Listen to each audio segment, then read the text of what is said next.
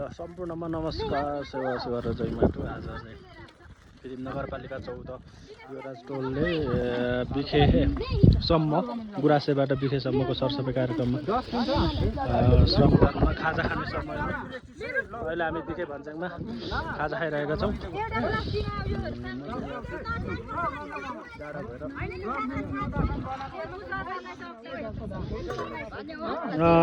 एक कार्टन चाउचाउ र 5 केजी चिउरा मौसम किमदोङ राईज्यूले स्पोन्सर गर्नुभएको छ र एक कार्टन फ्रुटी चाहिँ गाडी व्यवसाय राजेश राईज्यूलाई स्पोन्सर गर्नुभएको छ र उहाँहरूलाई धेरै धेरै धन्यवाद। श्रम संस्कृति पार्टी जिल्ला कार्य समितिको तर्फबाट र श्रम संस्कृति पार्टी युवराज टोलको तर्फबाट यसरी नै तपाईँहरूको साथ सहयोगको अपेक्षा रहिरहनेछ भन्दै अब यसरी हामी खाजा खाने